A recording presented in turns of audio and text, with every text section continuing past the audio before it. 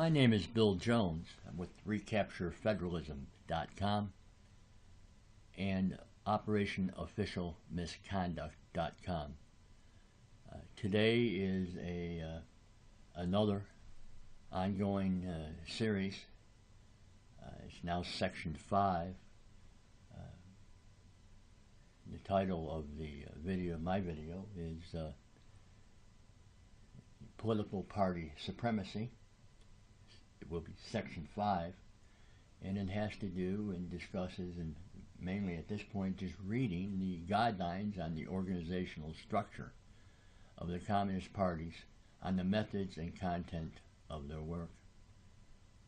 And when you read this or see this or hear this, you'll see how similar it is to the political party supremacy here in the United States. The same tactics are used. Obviously, this is from 1921, and so there is some differences.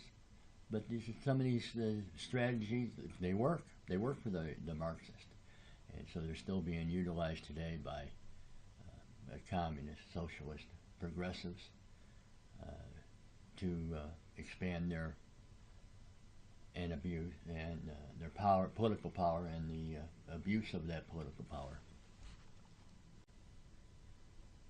Section 5 on the organization of political struggles. 31. For a communist party, there is no time when the party organization cannot be politically active. The organizational exploitation of every political and economic situation and every change in these situations must be developed into organizational strategy and tactics. Even if the party is still weak, it can exploit politically stirring events or major strikes that convulse the whole economy by carrying out a well-planned and systematically organized radical propaganda campaign. Once a party has decided that such a campaign is appropriate, it must energetically concentrate all members and sections of the party on it. First, the party must make use of all the ties it has forged through the work of its cells and working groups to organize meetings in main centers of political organization or of the strike movement. In these meetings, the party speakers must make the communist slogans clear to the participants as their way out of their plight. Special working groups must prepare these meetings well, down to the last detail. If it is not possible to hold our own meetings, suitable comrades should intervene as major speakers during the discussion at general meetings of workers on strikes or engaged in other struggles. If there is a prospect of winning over the majority of the large part of the meeting to our slogans, an attempt must be made to express these slogans in well-formulated and skillfully motivated motions and resolutions. If such resolutions are adopted, then all meetings in the same town or other areas involved in this movement, we must work towards getting an increasing number of the same or similar motions and resolutions adopted, or at least supported by strong minorities. We will thus consolidate the proletarian layers in motion, whom we had initially influenced only through our ideas, bringing them to recognize the new leadership. After all such meetings, the working groups which took part in organizationalizing, preparing, and utilizing them must meet briefly, not only to prepare a report for the party committee in charge of the work, but also to immediately draw the lessons which are necessary for further work from the experience gained or from any errors. Depending on the situation, we must make our operational slogans accessible to interested layers of workers with posters and flyers, or else distribute detailed leaflets to those engaged in struggle, using the slogans of the day to make communism comprehensible in the context of the situation. Skillful postering requires specially organized groups to find suitable locations and choose times of effective paste-up. Leafleting in and outside the plants and in restaurants and pubs used as centers of communication by the layers of workers involved in the movement. At major transit intersections, employment offices, and train stations should be combined wherever possible with the kind of discussion whose catchwords will be taken up by the aroused masses of workers. Detailed leaflets should be, if possible, be distributed only in buildings, plants, halls, apartment buildings, or wherever else we can expect they will be read attentively. The intensified propaganda must be supported by parallel work at all trade union, plant meetings caught up in the movement. When necessary, our comrades must raise the demand for such meetings or organize them themselves, and must provide suitable speakers for main presentations or discussions. Most of the space in our party newspapers and the paper's best arguments must be placed at the disposal of such particular movement, just as the entire organizational apparatus must be wholly and unflaggingly dedicated to the general aim of the movement for its duration. 32. Demonstration campaigns require a very flexible or dedicated leadership which must keep the aim of the campaign clearly in mind and be able to discern any movement, whether a demonstration has reached the upper limits of effectiveness or whether in a given situation it is possible to further intensify the movement by expanding it into mass action in the form of demonstrative strikes and finally mass strikes. The peace demonstrations during the war taught us that the real proletarian combat party, albeit small and illegal, cannot turn aside or halt even after such demonstration has been suppressed when a major, immediately relevant goal is involved that is naturally bound to generate wider and wider interest among the masses. It is best to base street demonstrations on major factories. First, ourselves and fractions must have done systematic groundwork in a suitable situation to bring the mood to a certain uniformity through oral propaganda and leaflets. Then the committee in charge must bring together the party comrades with authority in the plants, the cell, and the fraction leaders to discuss arrangement for the coming day, so our contingents match up in a disciplined fashion and convene punctually. They must also decide on the character of the slogans of the day, the prospects for broadening demonstrations, and when to break off and disperse. And thoroughly briefed and organizationally experienced corps of energetic functionaries must, from the backbone of the demonstrations, from the time it leaves the plants up to the time the mass action disperses, in order for these functionaries to remain in active contact with each other and be provided with the continuously necessary political directives. Responsible party workers must be systematically distributed throughout the crowd of demonstrators. This kind of flexible political organizational leadership of demonstration best lies the basis for renewed demonstrations and for possible broadening them into larger mass actions. 33. Communist parties, which have already achieved a certain amount of internal cohesion, a tested corps of functionaries, and considerable mass following, must do their utmost through major campaigns to completely overcome the influence of the social trader leaders over the working class and to bring the majority of the working masses under communist leadership. The way the campaigns are organized will depend on the situation on whether current struggles enable the party to move to the forefront as proletarian leadership, or whether temporary stagnation prevails. The composition of the party will also be a decisive factor for the organizational methods of campaigns. For example, the so-called open letter was used by the VKPD in order to win over the crucial social layers of the proletarian more effectively than was otherwise than possible for a young mass party to do it in the individual districts. To unmask the social traders' leaders, the Communist Party approached other mass organizations of proletariat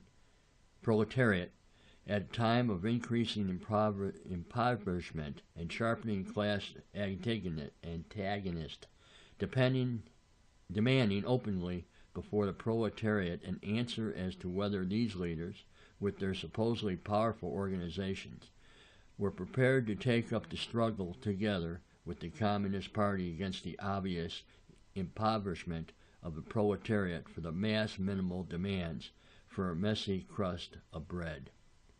Side note here, the social traders, you can see how the Democratic Party, if you hear them, as they talk about the Tea Party people, talk about patriots, constitutionalists, federalists, conservatives. The Democratic Party considers them social traders, and they speak of them as such without using those words. Continuing on, wherever the Communist Party initiates a similar campaign, it must make all organizational preparations to ensure that its intervention wins a response among the broadest working masses. All the parties' industrial factions and trade union functionaries must, at their plant and union meetings and all public meetings, after thoroughly preparing for such meetings, effectively present the party's demands as a totally of life and death demands of the proletariat. Wherever ourselves or fractions seek to take the offensive to advance mass agreement with our demands, leaflets, flyers, and posters must be distributed in a skillful manner to use the mood of masses advantageously. Our party press must daily feature the issues of the movement during the week of the campaign, alternating between shorter and more detailed articles written from continually varied standpoints. The organizations must supply the press with a steady stream of material for this, and must energetically ensure the editors do not flag in promoting the party campaign in the press. The party fractions in the parliamentary and municipal bodies must also be systematically put to work in such struggles. Following the directives of party leadership, they must speak for the movement in the parliamentary bodies by introducing appropriate motions. These parliamentary representatives must regard themselves as conscious members with the struggling masses, as their spokesmen in the camp of class empties, as responsible functionaries and party workers. You can see a side note here. You see the party press, and they have a whole section later on in these guidelines about party press, and they go into detail. But when you hear the talking points continually on the broadcast media, for instance, you see it over and over and over, even on Fox News. Fair and balanced. Fair and balanced for a two-party system, not for the Constitution and patriots. If the united organizationally concentrated work of the party's forces leads in a few weeks to adoption of a large and steadily increasing number of resolutions in agreement with our demands, the party will be faced with serious organizational question of providing an organizational framework for the masses who are in agreement with our slogans. If the movement has assumed a predominantly trade union character, steps must be taken above all to increase our organizational influence in the union. Our fractions must proceed with well-prepared direct offenses against the local trade union leadership, either to defeat them or else to force them to wage an organized struggle on the basis of our party's demands. Where plant councils, factories committees, or similar bodies exist, our fraction should intervene to induce plenary meetings of these plant councils or factory committees to decide in favor of this struggle. If several local organizations have been won over to such movement fighting under communist leadership for the bare life and death interest of the proletariat, they must be convened in conferences. Plant meetings which have come out in support should also send their special delegates. The new leadership, thus consolidating itself under communist influence, will gain new impetus by this concentration of the active groups of the organized working class. This impetus must in turn be used to drive the leadership of the socialist parties and trade unions forward, or to expose them, including with respect to their organizational affiliation. In the economic sectors where our party possesses its best organizations and where it has encountered the most widespread agreement with its demands, the organized pressure which has been brought to bear on the local trade unions' plant councils must be used to consolidate all isolated economic struggles being waged in this sector, as well as developing movements of other groups into a unified militant movement. This movement must transcend the framework of particular interest of individual trades and raise several elementary demands in their common interest, which can be won through the joint forces of all organizations in the district.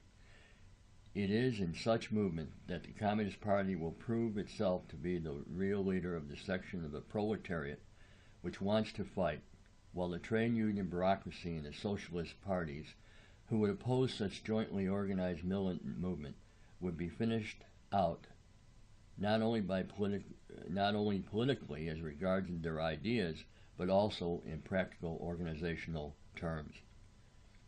34. If the Communist Party attempts to take the leadership of the masses into its hands at the time of acute political and economic tensions, leading to the outbreak of new movements and struggles, it can dispense with rising special demands and appeal in simple and popular language directly to members of the socialist parties and trade unions, not to abstain from struggles necessitated by their misery and increasing oppression in the hands of the employers. Even if their bureaucratic leaders are opposed, the ranks must fight if they are to avoid being driven to complete ruin.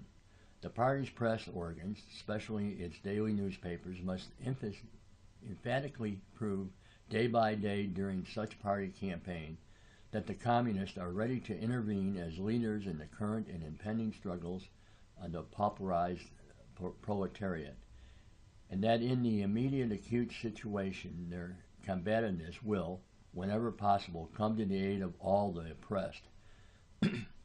It must be proved day in and day out that without these struggles the working class will no longer have any possibilities for existence, and that despite this fact the old organizations are trying to avoid and obstruct these struggles.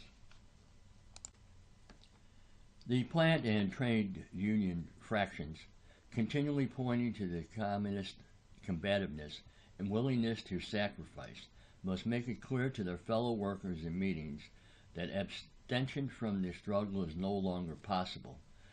The main task in such campaign, however, is to organizedly consolidate and unify all struggles and movements born of the situation. Not only must the cells and fractions in the trades and plants involved in the struggles continually maintain close organic contact among themselves, but the leading bodies must also, both through the district committees and through the central leadership, immediately place functionaries and responsible party workers at the disposal of all movements which break out. Working directly with those in struggle, they must lead, broaden, intensify, and generate and link up the movements. The organization's primary job is to place what is common on these various struggles in sharp relief and to bring into the foreground, in order to urge a general solution to the struggle by political means if necessary. As the struggles become more intense and generalized, it will be necessary to create unified bodies to lead them. If the bureaucratic strike leaderships of the unions cave in prematurely, we must be quick to push their replacements by communists, who must assure a firm, resolute leadership of the struggle. In the cases where we have succeeded in combining several struggles, we must push for setting up a joint leadership for the campaign, in which the communists should obtain the leading positions to the extent possible. With proper organizational preparation, a joint leadership for the campaign can be often easily be set up through the trade union fractions as well as through plant fractions, plant consuls, consul planetary meetings, and especially through general meetings of strikers. If the movement assumes a political character as a result of becoming generalized, as a result of the intervention of employers, organizations, and government authorities, then the election of workers' consuls may become possible and necessary, and propaganda and organizational preparation must be initiated for this. All party publications must then intensively put forward the idea that only through such organs of its own, arising directly from the workers' struggles, can the working class achieve its real liberation with the necessary ruthlessness, even without the trade union bureaucracy and its socialist party satellites. 35. Communist parties, which have already grown strong, particularly the large mass parties, should also take organizational measures to be continually armed for political mass actions. In demonstration campaigns and economic mass movements and all-party partial actions, one must constantly bear in mind the need to energetically and tenaciously consolidate the organizational experience of these movements in order to achieve ever more solid ties with broader masses. The experience of all new major movements must repeatedly be discussed and reviewed at broad conferences which bring the leading functionaries and responsible party workers together with shop stewards from the large and medium-sized plants, so that the network of ties through the shop stewards can be made ever more solid and organized ever more securely. Close bonds of mutual trust between the leader functionaries and the responsible party workers on the one hand and the shop stewards on the other are organizationally the best guarantee that political mass actions will not be initiated prematurely and that their scope will correspond to the circumstances and the current level of party influence. Unless the party organization maintains the closest ties with the proletarian masses employed in the large and medium-sized factories, the Communist Party will not be able to achieve major mass actions and generally revolutionary movements.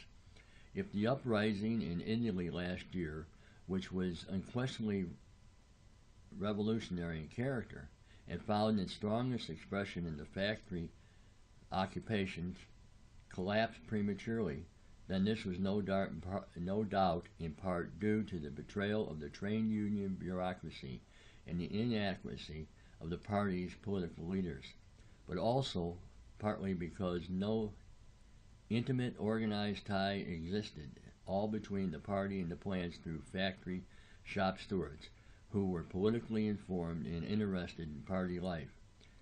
It is also beyond doubt that the attempt to aggressively utilize the political potential of the great English miners' movement this year suffered extraordinarily from the same failing.